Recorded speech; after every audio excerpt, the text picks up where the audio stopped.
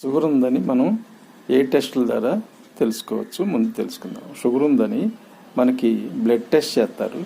Blood టెస్ట్లో చేసిన తర్వాత బ్లడ్లో ఎక్కువ షుగర్ ఉన్నట్లయితే మరి తర్వాత బ్లడ్ టెస్ట్లో ఎక్కువ షుగర్ ఉందని అర్థమైనప్పుడు మళ్ళీ యూరిన్ టెస్ట్ చేస్తారు.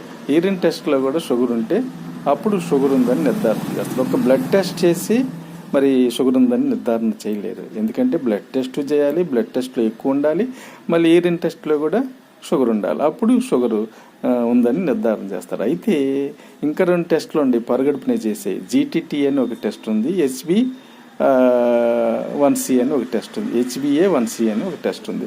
అవి పొరగడుపునే చేయాలి. అయితే జీటీటీ అనేది టెస్ట్ ఎలా చేస్తారంటే 75 గ్రాములు గ్లూకోజ్ తాగించి 1, 2, 3 సార్లు బ్లడ్ యూరిన్ తీసుకొని టెస్ట్ చేస్తారు. అప్పుడు ఫైనల్గా దాంట్లో ఉంటే ఉన్నట్టు లెక్క. అది కూడా మరి HbA1c దాంట్లో కూడా మనకి 5, 6, 7 పైన ఉంటే మటుకు మనకి షుగర్ ఉందని అర్థం. ఏంది, ఏ టెస్టులు చేస్తారు? బ్లడ్ టెస్ట్ చేస్తారు. బ్లడ్లో ఎక్కువ ఉంటే మరి బ్లడ్లోనే కాకుండా యూరిన్లో కూడా బ్లడ్లో ఉంటేనే షుగర్ ఉందని నిర్ధారణ చేస్తారు. తర్వాత జీటీటీ అని HbA1c అనే టెస్ట్ కూడా చేస్తారు. అయితే HbA1cలోను జీటీటీలో కూడా షుగర్ ఉందని వస్తేనే షుగర్ ఉందని నిర్ధారణ చేసి ట్యాబ్లెట్స్ వాడతారు.